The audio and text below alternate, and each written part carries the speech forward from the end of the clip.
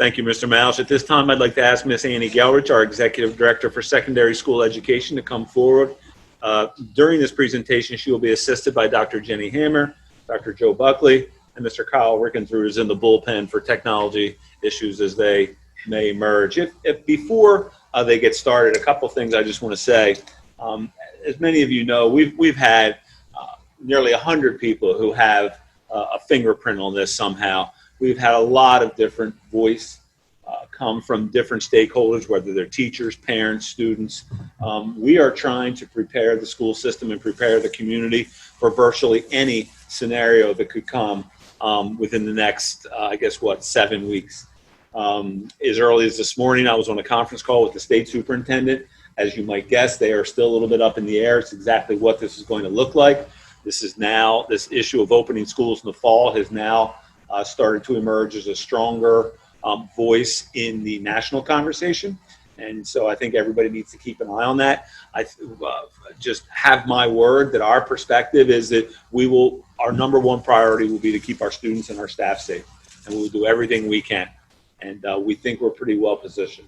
So when Ms. Gelrich begins, the first two slides, I just want to touch real quick on the survey.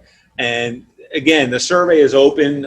We have 100 or so people watching this live online right now. If anybody in the audience hasn't taken it, please go on the system website and complete the survey. But without reading that to you, some of these numbers will give you a flavor. I'll refer you to the far right preference for returning to school. You can see for students, a little more than half want to go back all in person. 31% is a mix. So that's telling you that 85% of the students want to go back in some capacity, and with 15% showing some level of trepidation about returning at all. And keeping in mind that 15% of roughly 2,000, that's 300 students, just out of that sample. 2,000 out of 15,000, if you have 300, that's telling you that you probably have closer to, 2,000 to 3,000 students system-wide who are really concerned about coming back at all. You can go to the next one. As I mentioned to the board in closed session, the leadership team, the board, we're very proud of some of these numbers you see here in terms of not so much have we taken the appropriate action, although we certainly want the community to support and to think that we're taking the appropriate action. But I think they are pleased with the sharing of information. They're very large numbers, and it has been very intentional to really bombard the community with opportunities to weigh in on the things we're doing, as well as have access. Our reentry stakeholder groups, all of their minutes are posted online for public view. So any person that wants to go on and see what's being talked about, the kind of ideas that are emerging, it's all certainly there. And we are humbled by the level of trust the community puts in us. And we certainly don't take that for granted. And with that, I'll turn it over to Mrs. Gelrich. Thank you, Dr. Lawson, members of the board, leadership team, and guests. So tonight we want to give you an update on what we have not decided, but talked about in our conversations. So our conversations are going to involve what instructional models make sense, what instructional platforms would work best, how can we best ensure student and staff safety, and probably forefront is equity across all kinds of levels, whether it's an IEP student or whether we're talking about poverty, we're talking about race. There's all kinds of equity issues that we continue to talk about. We have over 100 participants in 6 committees that operate underneath a steering committee led by Dr. Teagland. We have administrators, instructional coordinators, teachers, parents, and students. We had a very interesting student forum for the scheduling committee that gave us some really good insights into what students were thinking and how they felt about their education that they got in the spring and what they want for the fall. Both from the spring and as we move forward, we are looking at how can we best provide the education on an online platform? How can we get every student a device so that it operates very well and that they're comfortable with running videos, uploading documents, interacting with their teacher. And that's another equity issue for us. We are working very hard that we have appropriate professional development that provides teachers and staff the skills that they need, especially as far as being an online educator and how you design that differently than you might be in the classroom. And then we're also looking at attendance and accountability processes. So these are the 6 committees that we had. And then, of course, there is a steering committee. The Curriculum and Instruction Committee it understands that the state is expecting us to teach to the Maryland Common or the Maryland standards. So that is forefront. When we decide on things that we're doing, we have to be sure that the Maryland standards are being taught. We have an online school, it's not, Edmentum is an online program that provides support for online learning. So there's several things that we have going with Edmentum. We have something called Exact Path, which is individualized. We also have courseware, which provides course information that we can upload into our own curriculum and use should we have to go totally virtual. There are some difficulties with Edmentum. We're looking for an elementary version that works very well. So we're still in the process of trying to find that, but Edmentum is what we're using now, and we think it's going to mesh very well with what we do. We have the 2 platforms that we've decided on are Schoology and Google Classroom. And of course, as I've said before, we are looking at equity and access. We are looking at what attendance means, because if a student attends virtually but might not attend on the day that we're offering class, is that student present? And we want to be sure that students are counted for doing the work that they have to do, even though they might not be able to do it at the time that everybody else is doing it. And then grading is another consideration. We went to the pass and complete at secondary in the spring, but we want to go back to letter grades and have as normal a grading policy as we can have, with a few tweaks to make sure that students are held accountable, but also they get appropriate feedback, because grades are more about feedback than whether they did the work or not. I think it's important for me, for the board, to acknowledge that the grading piece last spring, with what we saw from March through June, really was not strong.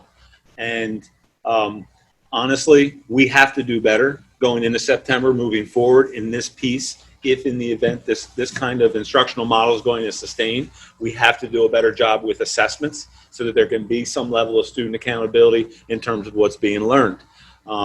So we are very committed to trying to improve this area. There's been a lot of work done. We are really going to try to steer families away from packets and make sure as many students as we can, we have the devices. We need to get to the devices in the hands of students.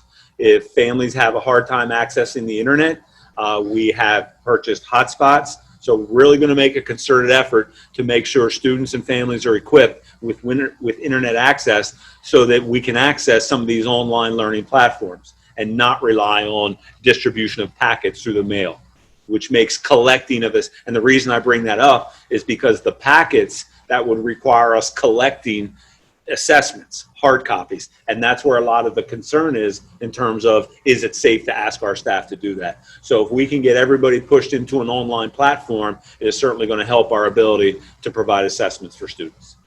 And the principals are trying to make contact with those families that had packets, and to try to work through the difficulties that they might have with online learning, try to overcome those so that when we start in the fall, we have as many students as possible online.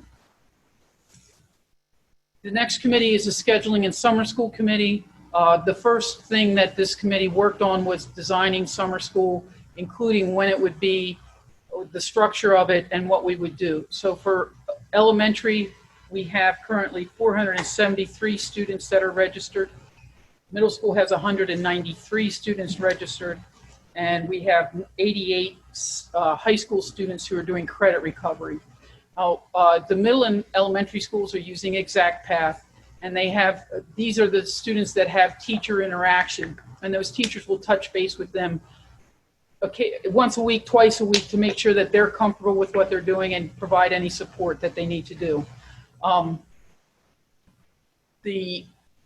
There is another group that is using Exact Path but without teacher support, because really with Exact Path you don't need it. It's very intuitive, and with a parent helping a student get online, you log in with Clever and you're there, and it's very explicit. So anybody who didn't get in, and not that we didn't say nobody got in, but that we had some late registrants and things like that, or people who just decide, maybe I'm interested in this, well, they have access to Exact Path, and that notification will be coming out from Ms. Keaton's office soon. We also, the instructional coordinators created a summer learning opportunities option. So if you didn't want to do summer school, but you wanted your student engaged in reading or math activities, gifted and talented activities, we had early childhood activities, that it just gives them options of things they can do that would be interesting but not structured like a summer school, 1 hour a day kind of thing. So that's what summer school looks like right now, and we kick it off on July 13th, and Mr. Rickensrud and Mr. Zimmerman have set up that very well. And then the schedule, we've looked at various options. We've looked at what we would do if we could get 25% of the students in, what we could do if we could get 50% of the students in. And there's a lot of options out there. So we've looked at them all, and we will take the input that we got from the committee as we go forward to make a decision about what we're going to do. Ms. Gowrich, I think it's important that the community, as they follow this, whether it's coming from state guidance or federal guidance, there's some code words, if you will, that are really going to drive a lot of the decisions that we make. If they maintain a social distancing of 6 feet, if that's a requirement, that starts to limit the amount of classroom space we can provide. If they limit the number of students that are on the bus, that starts to limit how many children we can bring to school on a particular day. So if we talk about bringing in half of our students at once, a quarter of our students at once, all of our students at once, those kinds of decisions will be predicated on the guidance that is put on us as it relates to issues such as social distancing and bus capacities. Ms. Gowrich, is that why the elementary school numbers are higher for summer school? Just because it's more for learning expansion? Yeah, the summer school numbers for elementary are very high, or higher, because the high school numbers are mostly for credit recovery situations, which we don't have a lot of. Gotcha. Okay. So other things that concerns about schedules that were brought up, a manageable course load, especially for our high school students. If they have 8 courses, we don't want them to get overwhelmed. So that's been discussion with high schools and middle schools especially. We want consistency in expectations in the way information is presented and how things are uploaded and all those things, so that a student only has to learn one process. And of course, equity is key here. And then we also want to pay attention to what families need. We don't want to send half of one family's children to school on a different day than the other children. We're constantly talking about childcare and how that meshes with what we're going to do. So that's a serious concern that we have, and we're continuing to work on it. Thank you, Michelle. Good evening, everyone. From a technology perspective, Dr. Lawson has already mentioned some of the work that has been done instructionally and with the infrastructure that we need to have to pull off a virtual learning environment for our students. So one of the main things is increased capacity. We have distributed over 5,000 devices to our students, as well as 200 hotspots to our students. Another thing that is happening, and I will give Mr. Rickensrud all of the credit with his vision, is there's been Wi-Fi extenders that have been purchased. 9 of them are going to be placed on buildings so that people can, students can access in areas where Wi-Fi is not readily available. So that should be very helpful for us. Another piece of this is professional development for these technology structures that we need to have in place. There is a course called Online Teaching in Cecil County that Mr. Rickensrud's department has put together, that every staff member in the district as well as administrators are taking this course. It provides direct instruction about online platforms, on those platforms, which is really interesting way to approach that learning, as well as online strategies. To date, of our 1,400 employees, we have about 715 who teachers and administrators who've already enrolled and are dabbling in the course, including me.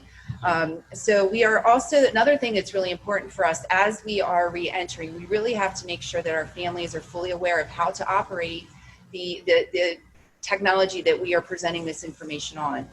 So discussion of a help desk is in place so that we are ensuring that if families need help with something, we're going to get that help to them. Principals are also, like we said, are considering ways to try to help those families that don't have access and were ghosting us and not available for us earlier in this spring. And we're trying to help reconcile that with many of our families to try to keep off the packets and get everybody online so we can learn together. So we also, there's a committee that is focused on special populations. This committee is supporting students with disabilities as well as English language learners and students who receive gifted and talented services to ensure that their needs are being met. One, for instance, is the regulations and the laws behind implementation of IEPs have not changed. So we are still required to provide the same level of access to students, teachers, and related service providers. So we have to make sure that that continues as we move into the next school year. So these services are all being considered with this committee. Likewise, we've talked already about access in terms of equity and ensuring that when we are communicating to our families, we're doing it in a variety of ways to make sure we're not just sending emails to people, but we're also making phone calls and we're doing things via paper if we need to send information out to families in an equitable way. All of this is going to require training with our staff, and that's very much a part of our online training in Cecil County training that we're interacting with this summer. From a mental health and school safety perspective, Dr. Lawson shared that school safety of our students and staff is our first priority, and this committee is looking closely at mental health supports that we need to have in place. First of all, we've got to reacclimate our students to the building and to other human beings that we've been really apart from for over 6 months by the time we get back together.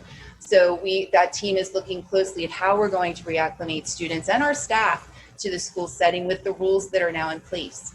Likewise, from a reactive perspective, we need to ensure that when students are calling for help, we have that help there for them and giving them access to those mental health supports. And from a proactive perspective, that our school counselors are providing programming to our students who are in need to ensure that they're getting the support that is there on an equitable basis. Student and staff safety, obviously in effect right now with personal protective equipment, social distancing, screening, that's happening right now. We're talking about protocols for nursing support. If a child gets sick in a building, what do we do? And finally, scheduling considerations. Open house is going to look different next year, folks. We're not going to have the same kind of situation where we may have in the past where we're doing large social gatherings. And all of these things are being weighed and decisions being made about how we handle those in the next school year. Thank you, Dr. Allen. Good evening. I am up next with operations. Early on, we were in preparation mode. We were preparing for when we come back and we put a footprint back in our buildings. And we're now in a response mode where we are actually boots on the ground, taking care of these things that we planned for, while at the same time still preparing and planning for when our students return, when our staff return, and what that's going to look like. Just today, the room that we're in right now, we had a meeting in here earlier. When that meeting ended, we set the room. We had everything prepared for how it was going to be structured this evening. We came in and we used one of the Protexus wand sprayers, electrostatic sprayer, and sanitized the entire room. So these things are occurring throughout our system. They're occurring throughout our buildings. All of our high-touch areas are being cleaned on a daily basis. We're working to minimize the interactions to the degree that we can. And when we do, we're operating under the social distancing protocols. Whenever you're moving up and down the open hallways and you're out of your office area or anything of that nature, we're asking people to put on masks as they go up and down the hallways. As this transitions into the start of the school year, it's going to look a little different. Depending upon what mode we come back in, whether that's a full face-to-face, a virtual, or hybrid of some sort or another, we will again be in a response mode to what we are allowed to do. And the DOES side of the house has done a tremendous job and exerted a tremendous amount of energy in planning for what that will look like instructionally. On the operations side, and Mr. Willis and I used this term yesterday, we're a little more agile in terms of our ability to be able to respond much quicker. Not that the DOES side can, but it is a very cumbersome process on the instructional side of the house in terms of all the moving parts and pieces that they must accomplish. With operations, we see an issue, we go in and we fix it, and we work that way. So we're much more agile in terms of being able to address that. Another area that we've looked at and we're focusing on is employee screening. So right now, at each of the entrances in this building, whenever anyone comes in, we're asking that they screen. There are a series of questions there that we ask that they check off on. Perfect example, I got an email the other morning at about 6:30. The employee came into a building, read through the questions, checked yes, and was like, wait a second. Immediately reached out, we were in communication with that employee, and we were immediately able to respond and address their concern or their question that they had. So this is a very fluid thing for us right now on the operations side of the house because it's live. So we're being very responsive to that. We're supporting all of our employees. We're continuing to work with that. We are following the CDC guidelines. Mr. Willis shared earlier, he had seen a news brief today that the CDC guidelines are going to be either revised and or new guidelines are going to be coming out tomorrow or in the next 48 hours. So as soon as those hit the street, we will be tearing those apart and looking at what the implications are going to be for us. And if we need to adjust and we need to change what we're going to do, we will do that. We are in constant communication with our Department of Health here in the county. It's almost like we have them on speed dial. Just for clarification, they reach out to us. Our Department of Emergency Services has been tremendous to work with, so the partnership that we have there prior to going into this was phenomenal, and it's just been enhanced now, but it's because of those relationships that it's a very open communication process. Transportation, as Dr. Lawson referenced earlier, that's going to be an interesting one. And we're still waiting for what that will look like, and we're still waiting to see how we will be able to respond and support our families as we get underway again. And it's going to be dependent upon what format we're in, what we are or are not allowed to do based upon guidelines that we receive. And it's one of those situations where we're prepared. We've talked about a lot of different scenarios. We know minimally what we believe we need to do to protect everyone. It's just going to be from that point moving forward, how can we enhance those kind of basic operations and procedures to then move forward. The guidelines, they're changing. We're trying to remain on top of those and adjust as necessary. And I feel as though we've been responsive to our employees at this point to support their work and their needs, and we will continue to do so. So before we open, thank you, Dr. Buckley. Before we open it up for questions, I just want to make two final points. The first being, in hindsight, for me, the biggest learning takeaway has been the issue of equity. And I guess as a working matter, I always knew we had a significant portion of our students who really count on us for a lot of different things, not just curriculum and certified teachers, but the social interaction, the overall experiences that come with any kind of schooling. And when those children were pulled away from our school system and we started to reach out to families to find out how we could support, it became very revealing just how many needed us. So we are committed to this idea of equity, of pursuing, working to provide students with every opportunity we can. Now, the second point, and this is the broader point, is that we are basically being asked to prepare for any one of the following. A routine opening of the school year, as we're all accustomed to, with 15,800 students come in with 2,400 employees, and we hit the ground running on September 1st. We need to be prepared for that. We need to be prepared for an improved product than what we delivered last spring in the event we are fully online. We need to be prepared for that. We also need to be prepared for everything in the middle. That could be serving a quarter of our students a day, half of our students a day, and anything in between. And the commitment I'm making to the board, to the public, is that we are working every single day to address all of those possibilities. And I think we have a really strong product right now. And certainly we're open to critique, questions, and comments at this time.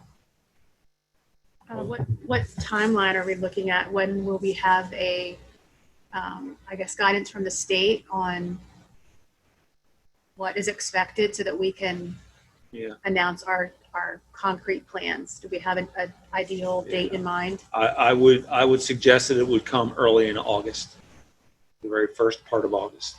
Those comments, again, this is anecdotal. Those comments have been pretty consistent coming from the state level that we would see guidance emerge in very early August. Keep in mind, some counties in the state, I believe it's Howard County, their first student day is August 25th.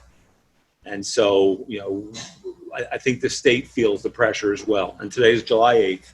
So, and that's kind of where we are from a preparation perspective, is trying to prepare for really any one of 5 or 6 different scenarios. Will each district make its own plan, or will the state be more specific about what they expect from each district?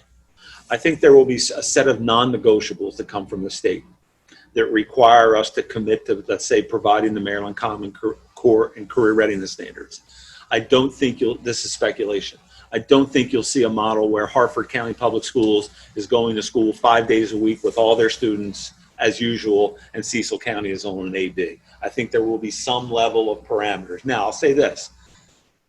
I would argue that that will be the likely approach initially.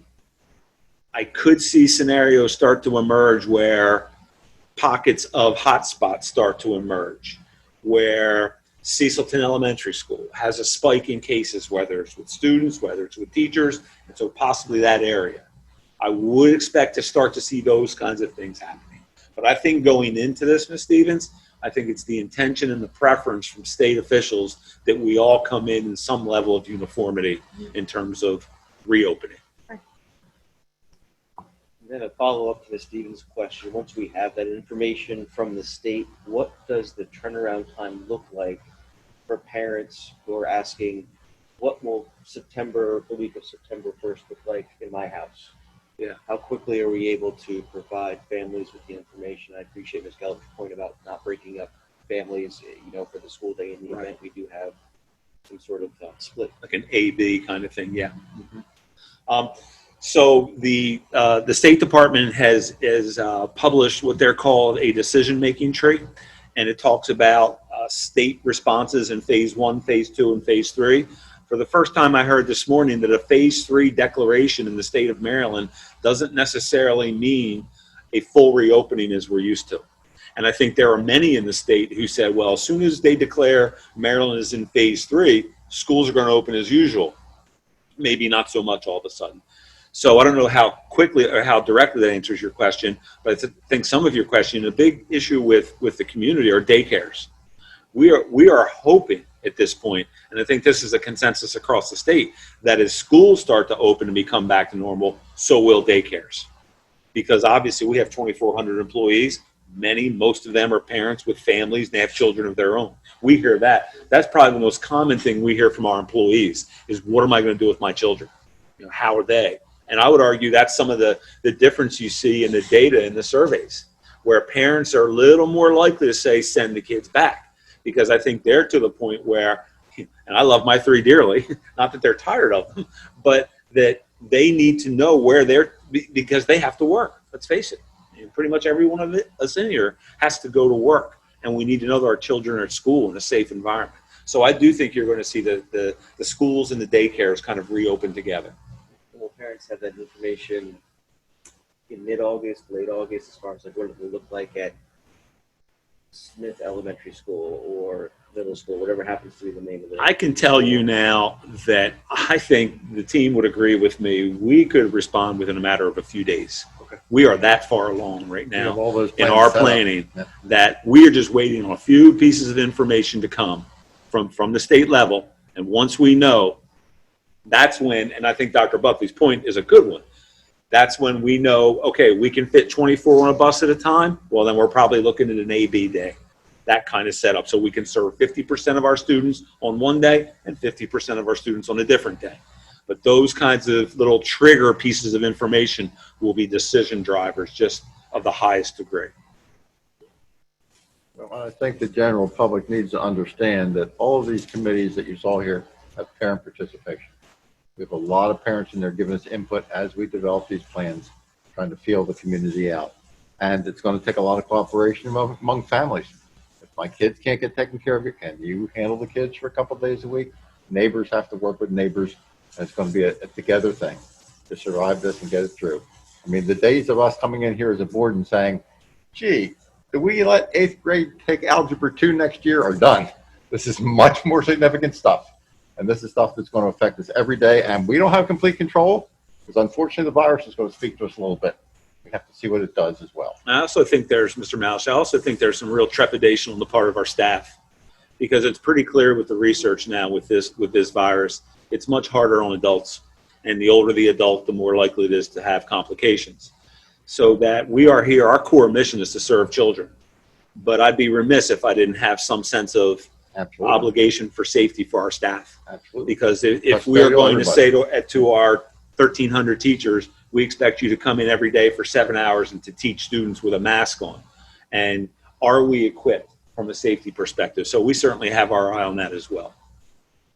Just out of curiosity, because one of the things that I've been concerned about, MSD has been handed the question a few different ways as far as homeschooling and homeschooling numbers increasing. Do we have any idea if the request for information about homeschooling students has increased? And of course, this has implications well beyond the 2021 school year. We're looking at September 30th enrollment counts, and that could certainly impact revenue streams moving forward. Has Cecil County seen an increase, or we plateaued at homeschooling, or even a drop?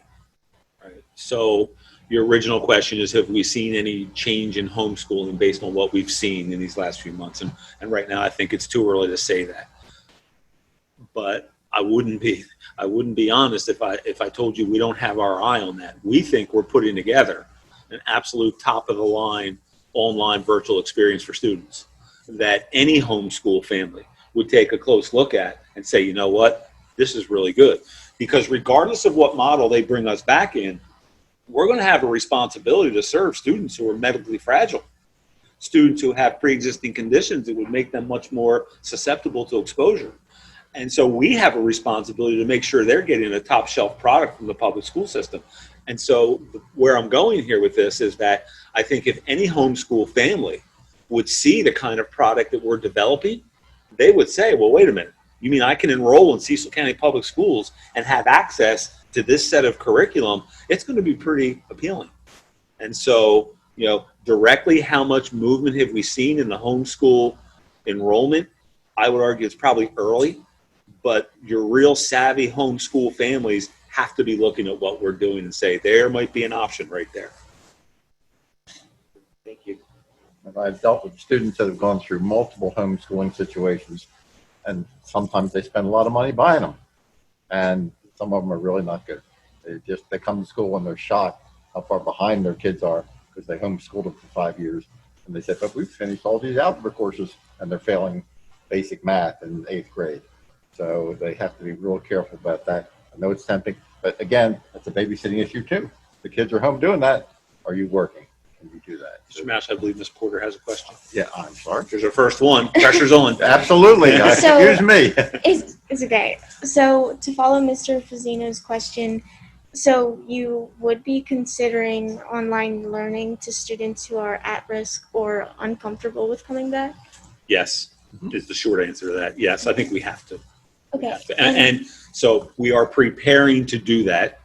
Assuming that's something we will be required to do, we will be ready. Okay.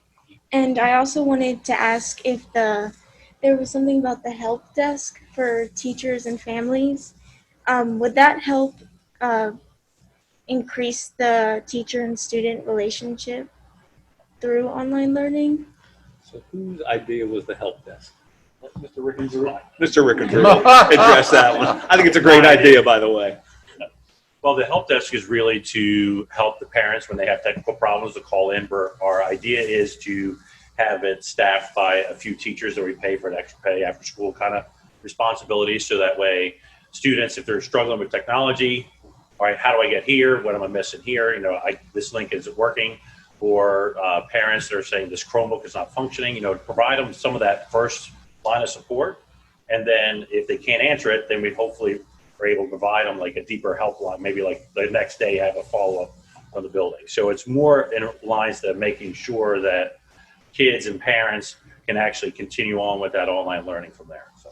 Okay, because I know there were like a few students who had like a lack of teacher-student interaction. So I was just wondering if there were any plans to better that as well.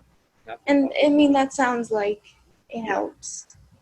Well, it does. And what I would say is that in fairness to everybody, on March 13th, we went out thinking we were going to be out 2 weeks, and we ended up being out several months.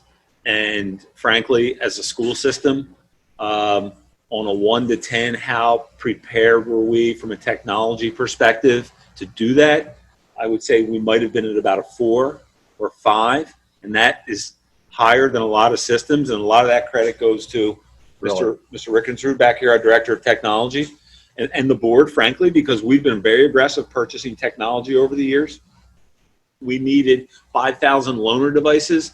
Cecil County Public Schools had them to loan. Many systems didn't have them to loan out. And so we were pretty well poised. And in fairness to our teachers, I would argue maybe a third of the teachers were kind of on pace to deliver what I will call synchronistic learning. Synchronistic learning is when you are at home on a computer and I'm here and I'm teaching the computer and you're there. That's synchronistic. Asynchronistic is if I just give you work to do online. So I would say we were probably in the neighborhood of maybe 30% who were relatively comfortable with synchronistic learning. So my point is that we will be in a different place in September in terms of preparation to better serve the families. The fact that we had computers when that all hit and all the school systems were desperate to find them, Yeah. it was sort of like a toilet paper hunt. Really, we were there, we were ahead of the game on it. So, and this man here is truly a hero. The whole system goes, uh-oh, we're teaching online, and turn to him. And he's still here and has survived. Thank you so much. I had a conversation just yesterday with a nearby superintendent who said, you know why you guys have done so well through this? Because of your public information officer and your director of technology. And that is just, that couldn't be more true. Kelly Keaton, who's over here, Kyle's behind me, they've just been at the top of their game, and it's made us look so good as a public school system. So thank you publicly to both of them. Absolutely, absolutely.